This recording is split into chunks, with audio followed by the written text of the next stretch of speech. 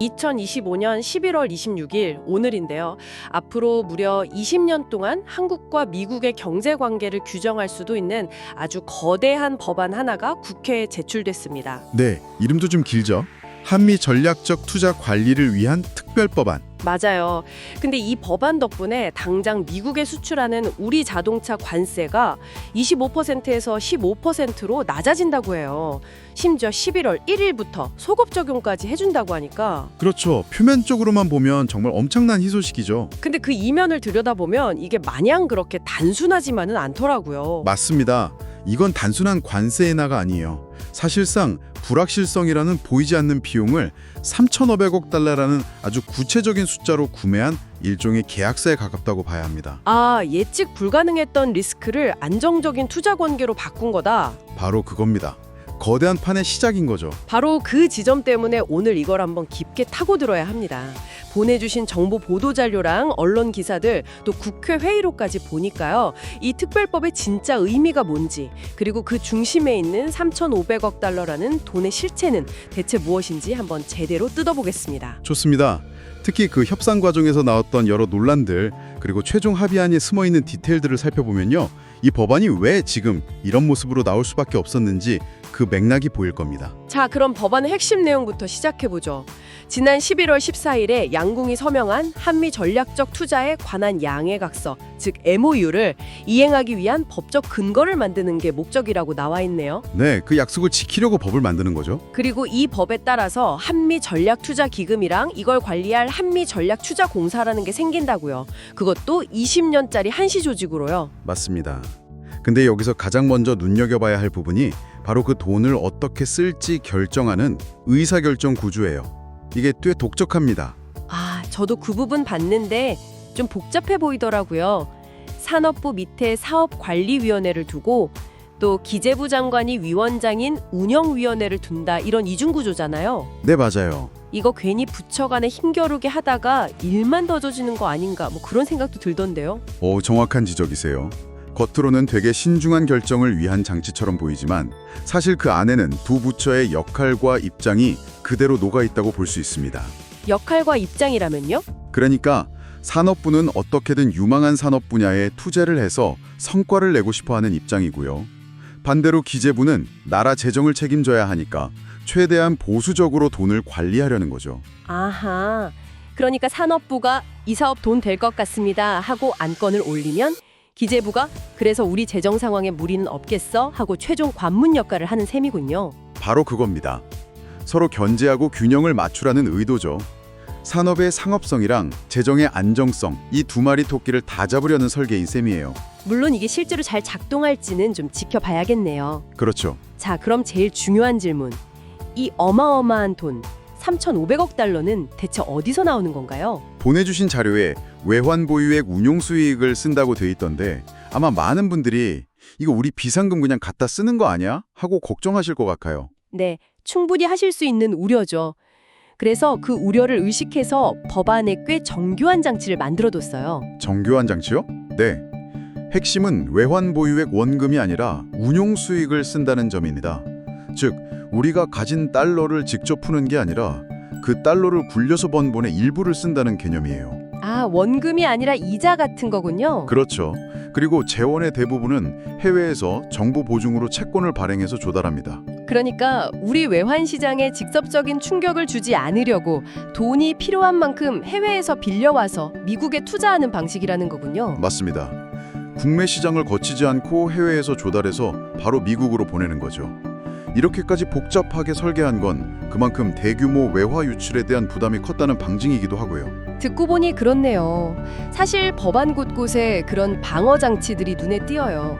연간 송금 한도를 200억 달러로 묶어둔다거나 외반 시장이 불안하면 투자 시점과 금액을 조정할 수 있게 한 조항들이요. 네, 안전장치들이 꽤 촘촘하죠. 이렇게까지 안전장치를 걸어놓은 걸 보면 반대로 말하면 그만큼 이 투자의 위험 부담이 크다는 걸 정부 스스로 인정한 셈 아닐까요? 협상 과정에서 대체 무슨 일이 있었길래 이렇게까지 방어적으로 법을 만든 건지 궁금해지네요. 바로 그 지점이 이 법안을 이해하는 핵심입니다. 이 모든 안전장치는 순탄치 않았던 협상 과정의 결과물이자 뭐랄까 상처 같은 거죠. 협상의 상처요? 네, 왜 3,500억 달러라는 숫자가 나왔고 그 돈의 성격이 무엇인지를 알아봐야 합니다. 맞아요. 국정감사 회의록에서도 난리였잖아요. 이 3,500억 달러가 대체 무슨 돈이냐고요. 자료를 보니까 이 돈도 성격이 다른 두 덩어리로 나뉘더라고요. 네, 먼저 2천억 달러는 반도체, 바이오, 에너지 같은 전략 분야에 직접 투자하는 돈입니다. 이건 우리가 흔히 생각하는 투자의 개념에 가깝죠. 문제는 나머지 1,500억 달러군요. 그렇죠. 조선협력투자라는 이름이 붙은 MASGA 프로젝트 지원 자금. 이게 문제입니다. 잠시만요. 2천억 달러는 직접 투자인데 1,500억 달러는 금융 지원이라고 하셨어요. 그건 성격이 완전히 다른 돈 아닌가요? 대출이나 보증 같은 거잖아요. 맞습니다. 근데 왜 이걸 한 덩어리로 묶어서 3,500억 달러 투자라고 부르는 거죠? 굉장히 중요한 포인트입니다. 사실상 미국 측의 요구를 들어주기 위한 일종의 정치적 포장이었다고 보는 시각이 많습니다. 정치적 포장이요? 네, 이 MASGA라는 게 미국의 해양 안보 및 대중국 경쟁 강화법과 연계된 프로젝트로 알려져 있거든요. 즉, 미국이 중국을 견제하기 위해서 조선업을 재건해야 하는데 거기에 한국이 금융 지원 형태로 참여해달라. 이런 요구가 있었던 거죠. 와, 이걸 기존의 전략 산업 투자랑 묶어서 3,500억 달러라는 하나의 패키지로 만들었다는 거군요. 그런 셈이죠. 와, 이건 그냥 경제 협상이 아니라 안보까지 얽힌 훨씬 복잡한 딜이었네요. 그러니 협상 과정도 험난했을 수밖에 없겠어요. 김정관 산업부 장관이 국회에서 증언한 내용이 정말 충격적이었잖아요. 네, 지난 8월에요. 협상이 거의 다 끝났는데 미국이 갑자기 말을 바꿨다고요? 네, 그 증언이 협상의 난기류를 가장 잘 보여주죠. 기사들을 종합해보면 원래 양국은 이 돈을 투자, 대출, 보증 이렇게 다양한 형태로 유연하게 운용하기로 합의를 했었다고 해요. 근데요? 미국 측이 갑자기 투자에서 발생하는 수익의 90%를 자기들이 가져가겠다는 사실상 상식 밖의 요구를 들고 나온 겁니다. 90%라니요? 아니 그건 그냥 돈을 다 가져가겠다는 얘기나 마찬가지 아닌가요? 그렇죠. 일각에서는 협상 막판에 흔드는 건 외교가의 흔한 전술인데 우리가 너무 순진하게 반응한 것 아니냐는 비판도 있었잖아요. 그런 시각도 충분히 가능합니다.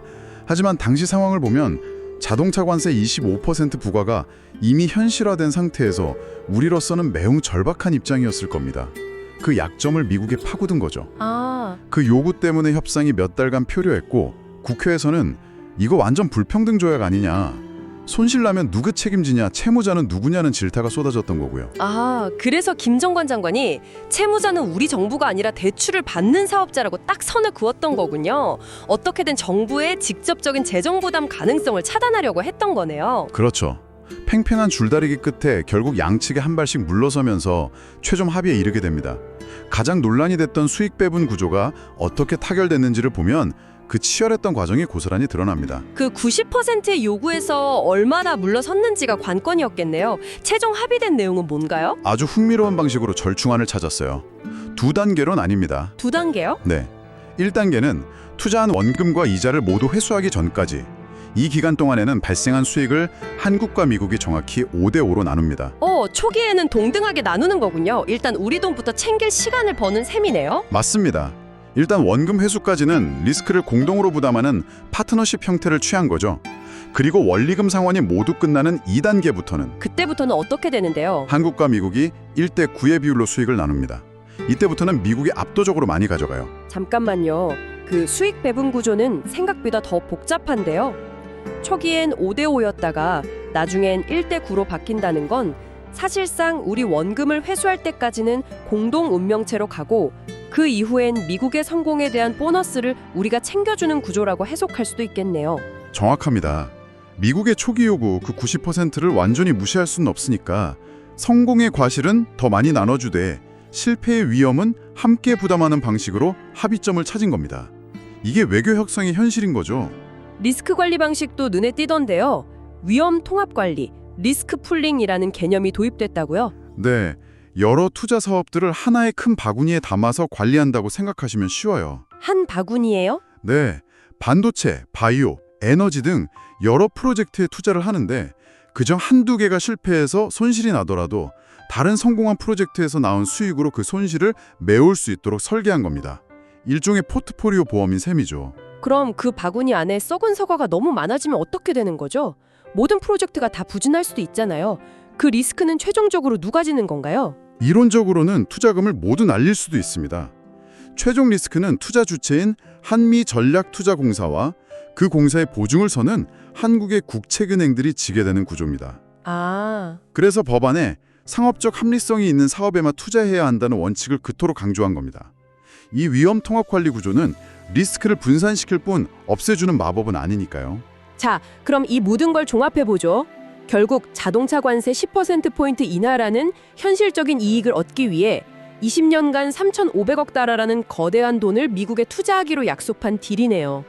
우리가 얻은 것과 내준 것을 명확하게 따져볼 필요가 있겠어요. 네, 먼저 얻은 것을 보면 가장 큰 건 역시 자동차와 부품 관세가 25%에서 15%로 인하된 거죠. 11월 1일부터 소급 적용까지 되니 당장 수출 기업들은 한숨 돌리게 됐습니다. 그 외에 반도체, 의약품, 체해국 대우나 항공기 부품 무관세 같은 것도 있었고요. 그렇죠. 반대로 우리가 약속한 건 이 3,500억 달러 투자 이행이 핵심이고요. 그 외에 비관세 분야에서의 협력도 있더군요. 미국산 자동차에 대한 안전 환경 기준을 일부 완화해주고 미국산 농산물 검역을 위해 US 데스크라는 전담 창구를 만들어주기로 한 것들이요. 맞습니다. 이런 비관세 장벽 완화는 미국이 오랫동안 요구해왔던 사항들이죠. 이번 협상에서 한 번에 여러 가지를 얻어낸 셈입니다. 여기서 정말 중요한 지적이 나오죠. 일부 언론과 국회에서도 지적된 부분인데 원래 한미 FTA에 따라 우리 자동차 관세는 0%였잖아요. 네, 그랬죠. 그런데 이번 협상으로 15%가 됐으니 이건 명백한 후퇴 아니냐는 비판이 있습니다. 어떻게 봐야 할까요? 그 지적은 숫자만 보면 100% 맞는 말입니다. 0%가 15%가 됐으니 분명 후퇴죠. 하지만 이건 협상이라는 것의 본질을 봐야 합니다. 본질이라면요. 당시 협상 파트너였던 미국 행정부의 예측 불가능한 통상 정책을 고려해야 해요. 이미 25%라는 관세 장벽이 현실이 된 상황에서 우리의 선택지는 0%를 주장하다가 25%를 계속 맞는 것과 15%로 합의하고 불확실성을 제거하는 것, 둘 중 하나였을 가능성이 높다. 바로 그겁니다. 최선이 아니라 차선을 택할 수밖에 없었던 상황이라는 거죠. 그렇군요. 네, 그래서 협상 결과에 대한 평가는 보는 시각에 따라 갈릴 수밖에 없습니다. 원칙을 지키지 못한 굴욕 외교라는 비판도 가능하고 예측 불가능한 리스크를 관리 가능한 수준으로 안정시킨 실리 외교라는 평가도 가능합니다. 어떤 가치를 더 중요하게 보느냐의 문제죠. 정리가 되네요.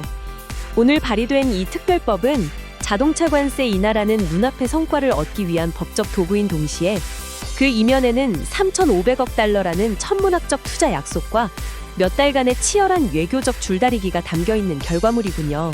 네, 오늘 보내주신 자료들을 깊이 들여다보니 이 복잡한 협상의 과정과 최종 합의 내용의 디테일이 선명하게 보입니다. 이제 남은 과제는 이 거대한 계획이 앞으로 20년간 정말 국익에 부합하는 방향으로 또 투명하게 집행되는지를 우리 모두가 꾸준히 지켜보는 일이겠죠. 마지막으로 이 대화를 듣고 계실 분들께 생각해볼 질문을 하나 던지고 싶습니다. 이 특별법안에는 중대한 과실이나 고의적 위법 행위가 아니면 투자 관련 판단에 대해 책임을 면제해주는 일종의 면책 조항이 포함되어 있습니다. 과감한 투자를 장려하기 위한 취지는 이해가 갑니다.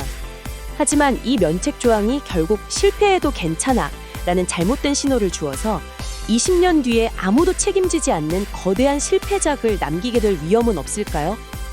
국익을 위한 과감한 결정과 책임감 있는 관리, 그 아슬아슬한 균형을 우리는 앞으로 어떻게 찾아가야 할까요?